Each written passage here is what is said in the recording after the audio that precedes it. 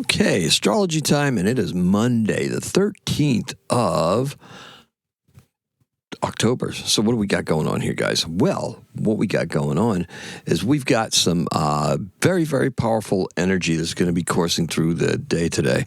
The moon is in Cancer, and she's in her fourth quarter, okay?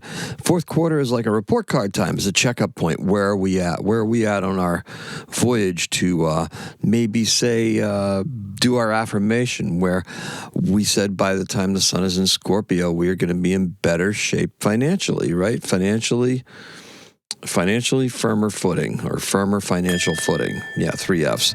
Anyway, yeah, so that's something we were talking about, right? Now, traditionally, the fourth quarter is a time for rest and renewal, right? Because it's right before the new moon, where we plant seeds and do intentions.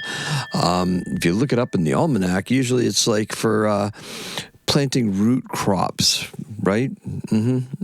Doing grafts or something like that, gardening by the moon. What we're doing right now, though, is we have Jupiter, who's going to be conjunct the moon, and that's going to be very important later on. We also have Mars squaring the moon, so we're going to be questioning our actions and where our actions are taking us. Pluto's going to turn direct, and Venus enters the sign of Libra at 5:19 p.m., okay? So that gets right into that kite position, and that's just going to start taking stuff right off, right? That Mars really is what the trigger is for it, though, because it's intentions, it's that powerful, powerful Scorpio message. Now, what does it mean? Well, the moon conjunct with Jupiter is very simply this. If you can dream it, you can do it. Start planning today. The moon squares Mars, and your actions today are going to determine your level of success. Don't get caught sitting on your hands. Act now for returns later. And today's keyword is lofty. Now, before I even get started, and the color is a silver fire from a rutilated quartz, okay? So I got myself a little prize today. Yeah. That's a Herkimer diamond, but it's also in a spherical shape. Herkimer is about 220 miles west of here in New York State, and it's where they mine. There's a rutilated form of quartz there that they call Herkimer diamonds that are pretty plentiful. So that's my Herkimer sphere. I also picked up a selenite wand. This is just a rod, right? It's not really a wand. Could be. Poof, your selenite. This is actually going right above my window here, just to give it a little bit cozier time. I do have a couple of balls up above the window. They work, right? This is going to go up there just for more good vibes. Love these things, selenite, right? And then I actually got a cracked quartz because I liked it. I just got it, and that's got some fiery stuff going on in it, too. It's really beautiful.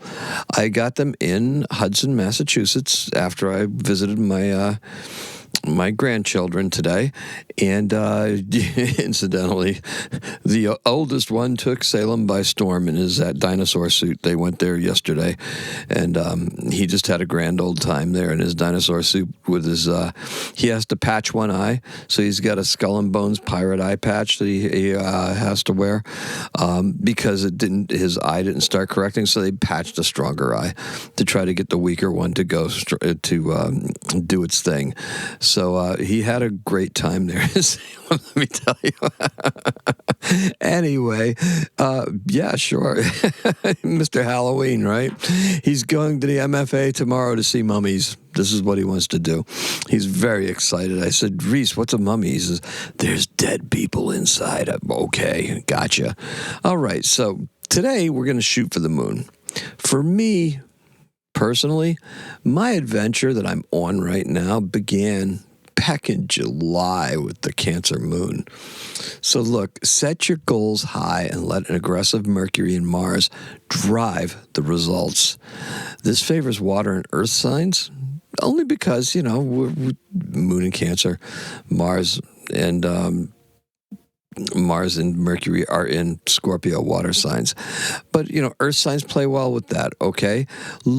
Pay close attention to your chart, okay? Because just because it's, earth and water signs, it doesn't mean that you're left out, right?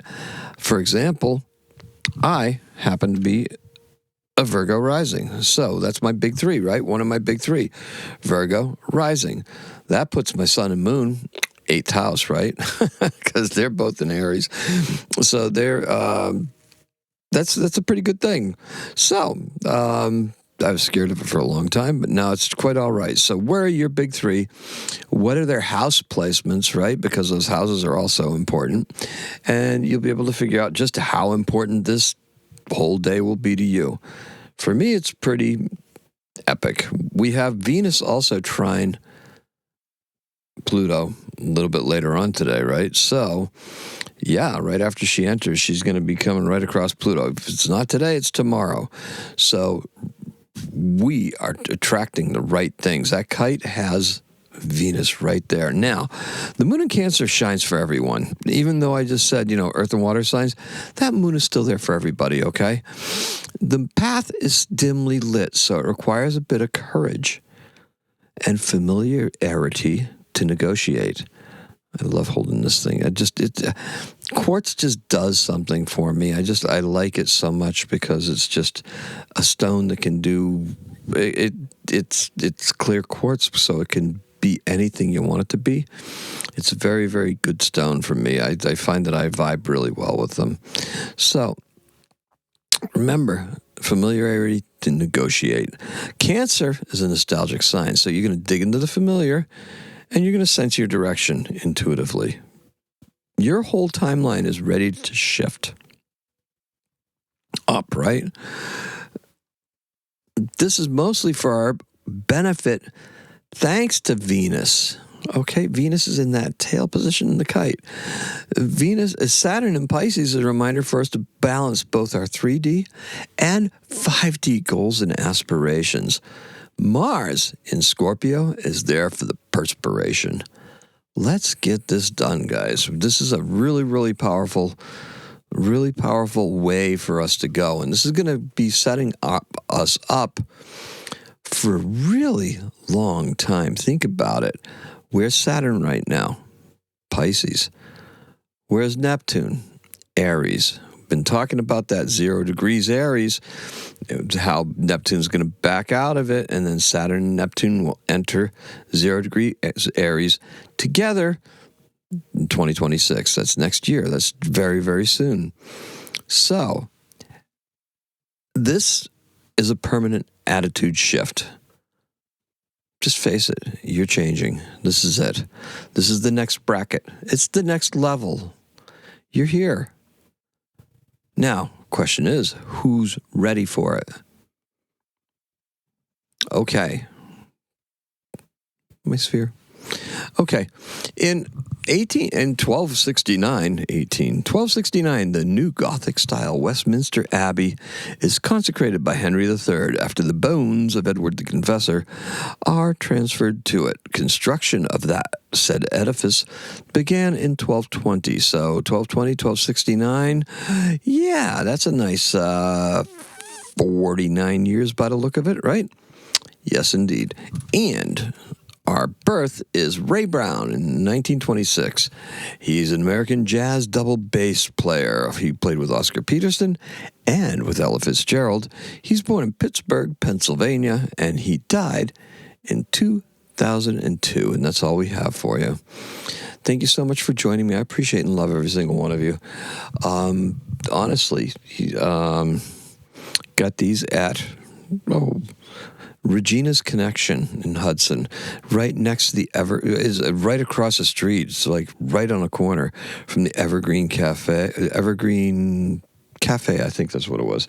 And there's like a little combination antique shop and metaphysical store that's combined. So you can imagine the antique items that they have there, right?